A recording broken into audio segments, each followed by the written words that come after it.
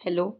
और आज बिना किसी हेलो फ्रेंड्स के, नमस्कार के, मैं मेरा वीडियो स्टार्ट करूँगी हनुमान जी के दोहे से। ठीक है, तो चलिए। श्री गुरु चरण सरोज रज निज मन मुकुर सुधारी, वरनउ रघुवर विमल जसु जो दायक फलचारी। बुद्धिहीन तनु जानिके सुमिरो पवन कुमार, और बल बुद्धि विद्या देवु हरु कलेश विकार। क्यों किया मैंने इन पंक्तियों का यूज़ आज, और आज के बाद मैं प्रयास करूँगी मेरे हर वीडियो में स्टार्टिंग में यही बोलूँगी।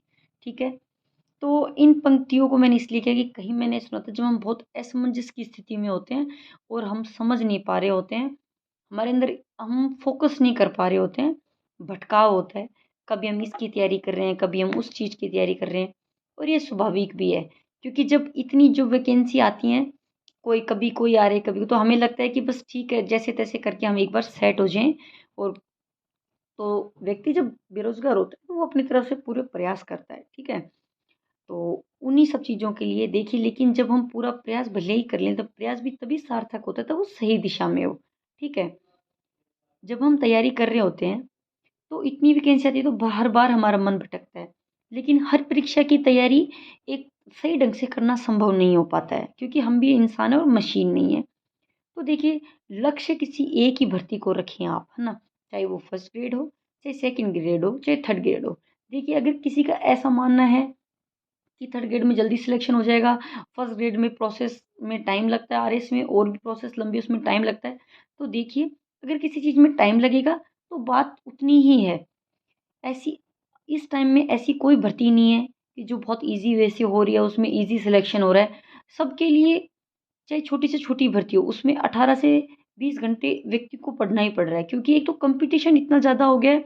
और जो बच्चे हैं वो अब जो बच्चे हैं वो बहुत शार्प बच्चे निकल रहे हैं। ठीक है, तो चलिए, ये बातें तो हैं, पर्सनली बातें हैं अपनी अपनी, इसमें इन बातों में सबकी सोच अलग अलग होती है, मेरा ऐसा मानना है, इसलिए ये बात मैंने आपके सामने बोली। ठीक है, और जब भी आप कभी असमंजस की स्थिति में हो तो इस लाइन का जरूर प्रयोग करें, बल बुद्धि विद्या देव मोहि हरु कलेश विकार। क्योंकि कहीं में मैंने समझा था कि इस लाइन का अर्थ होता है कि जब हम हमारे पर फोकस नहीं कर पा रहे हो, किसी काम के ऊपर ध्यान नहीं लगा पा रहे हो ढंग से, और असमंजस की स्थिति में हो, खुद को बहुत कमज़ोर समझ रहे हैं, तो उस टाइम इससे हमें मतलब थोड़ा स्ट्रॉन्ग। और वैसे आज मैं आई हूँ तो सिर्फ इस एक इम्पोर्टेंट न्यूज़ के लिए। ठीक है, तो देखिए, ये न्यूज़ आज न्यूज़पेपर में आई है और मेरे हिसाब से सब बच्चों ने पढ़ ली होंगी, क्योंकि जो बच्चा तैयारी करते हैं वो मोस्टली इन चीज़ों से जुड़ा हुआ रहता है। ठीक है, तो कहीं न कहीं देखिए, किसी के लिए अच्छी भी हो सकती है, किसी के लिए बुरी भी हो सकती है, लेकिन कई-कई बार बैड लक भी होता है। ऐसा होता है कि अपनी जो फर्स्ट ग्रेड की जो मेन तैयारी है वो थोड़ी अच्छी होती है, लेकिन हम पात्रता नहीं निकाल पाते हैं। क्योंकि देखिए, परीक्षा में मेन बात अकेली मेहनत ही नहीं होती, कहीं वो दिन क्या है, वो घड़ी क्या है। कई बार हम तुक्केबाजी में भी क्वेश्चन सही करते हैं, और वो क्वेश्चन करते हैं, वो क्वेश्चन सारे सही हो जाते हैं। कई बार ऐसा होता है कि तुक्के भी गलत हो जाते हैं और हम खुद जो आ रहा होता है वो भी गलत कर लेते हैं। तो परीक्षा कभी एक चीज़ से बनी हुई नहीं होती कि हमारी मेहनत काम नहीं, परीक्षा के साथ मेहनत प्लस लक होना चाहिए। और जिस दिन जो परीक्षा है वो टाइम अपना होना चाहिए। आप कभी भी देखते हैं कि जो भी बूढ़ा बुजुर्ग होते हैं तो वो क्या बोलते हैं कि भाई किसी की शादी भी नहीं होती, तो वो बोलते हैं कि फेरो रात आएगी उस दिन हो जाएगी। मतलब भगवान ने हर चीज़ का एक टाइम दिया, वो टाइम अपना है या नहीं है, उस चीज़ पे डिपेंड करता है।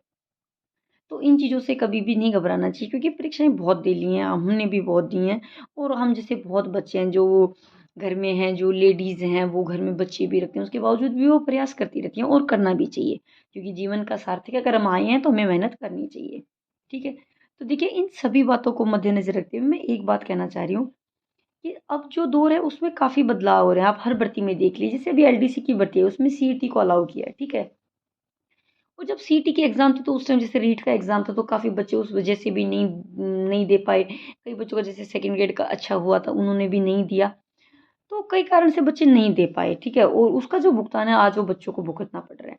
तो देखिए, अब आगे जो बदलाव हो रहे हैं, इसलिए जो ये भर्ती हैं, जो 12 से 15 महीने का समय है, इसको एकदम गोल्डन पीरियड समझ के भर्ती की तैयारी कीजिए। क्योंकि आगे क्या बदलाव होंगे, गवर्नमेंट के माइंड में क्या चल रहा है, क्या नहीं चल रहा। ठीक है? और एक बदलाव होता है ना, उससे पक्का फ़र्क पड़ता है भर्ती पे, एक बच्चे के ज़रूर पड़ता है, गवर्नमेंट के तो कोई फ़र्क नहीं पड़ता। तो देखिए, इसमें जो मेन न्यूज़ है, उसका जो सार है वो मैं आपके सामने रख रही हूँ। ठीक है? तो इसका जो सार है वो है कि देखिए, जब 2018 में रीट होती थी तो उस टाइम अपनी पात्रता जो रीट थी वो ही मुख्य परीक्षा थी। ठीक है? उसमें क्या होता था, अपने जो नंबर आते थे, फिर ग्रेजुएशन का 70-30 का जो रेशियो था, उससे भर्ती कंडक्ट होती थी पूरी। लेकिन उसके बाद में जो बदलाव किया, उसमें मेंस और मुख्य परीक्षा कर दी गई। ठीक है। अब देखिए, यहाँ तक तो ठीक था कि थर्ड ग्रेड तक थी। ठीक है। अब ये जो आगे जो भर्ती है, जैसे फर्स्ट ग्रेड सेकंड ग्रेड, देखिए अब जो सेकंड ग्रेड का फॉर्म भरा हुआ है उसमें ये चीज़ नहीं होगी। ठीक है। तो कहीं बच्चे ये नहीं कि हम छोड़ के बैठ जाए, हमारा दोबारा नहीं, ऐसा नहीं होगा। उसमें तो जो फॉर्म भरवा लेंगे जिन कंडीशंस पे, उन्हीं के आधार पे होगा। लेकिन जो आगामी जो भर्ती होंगी, उनमें जो फॉर्म कभी भी, या मान लो ये जो भर्ती आई थी, हो सकता है इसमें लागू ना हो, क्योंकि हर चीज़ को लागू करने में टाइम लगता है और उसके लिए गवर्नमेंट की मंजूरी भी होती है, सब चीज़ें होती हैं।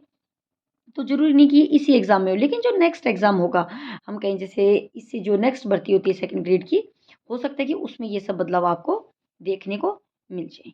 ठीक है। तो देखिए, इसमें जो है यही बात कही गई है कि जो रीट की तरह होती थी, अब फर्स्ट ग्रेड और सेकंड ग्रेड के लिए भी ही पात्रता परीक्षा का आयोजन किया जाएगा। यानी कि रीट होने से पहले, जैसे रीट होती थी तब मुख्य परीक्षा हुई थी, ऐसे फर्स्ट ग्रेड और सेकंड ग्रेड के लिए भी पहले एक परीक्षा होगी, उसके बाद में दूसरी परीक्षा होगी। ठीक है। तो बच्चे उसी हिसाब से तैयार रहें, उसी हिसाब से मस्तिष्क में रहें कि हमें पहले प्री निकालना, उसके बाद हमें मेन। हालाँकि ये चीज़ मुझे तो बिल्कुल भी अच्छी नहीं लगी, क्योंकि ये तो एक परीक्षा के लिए 3 परीक्षा देनी पड़ रही है। ठीक है। तो ये तो ऐसे तो कोई भी नियम निकालो और कर लो, ख़ैर ठीक है। अब अपना तो वो हाल है कि जो सरकार कहेगी उसको एक्सेप्ट करना पड़ेगा, कितनी पावर तो अपने पास है नहीं कि हम उन चीज़ों में बदलाव कर सकें। ख़ैर अच्छा भी होगा, गलत भी होगा, जो भी होगा, लेकिन मुझे तो ये चीज़ ठीक नहीं लगी, क्योंकि देखिए कई बार मैंने ये चीज़ रीट में देखी थी कि कई बच्चे थे, उनकी रियल में तैयारी अच्छी थी, पहले वाली रीट में उनके नंबर भी अच्छे थे, लेकिन किसी कारणवश ऐसा कुछ हुआ कि उनकी पात्रता 1-2 नंबरों से रह गई। ठीक है। तो ये चीज़ होती है कि जब बच्चा फर्स्ट ग्रेड की तैयारी करे तो कहीं शायद पात्रता की ज़रूरत नहीं होती, लेकिन फिर भी ठीक है, जो भी बदलाव हुए उनके लिए ठीक है। और आज का वीडियो हम यहीं पे समाप्त करते हैं, फिर मिलेंगे एक नई वीडियो के साथ।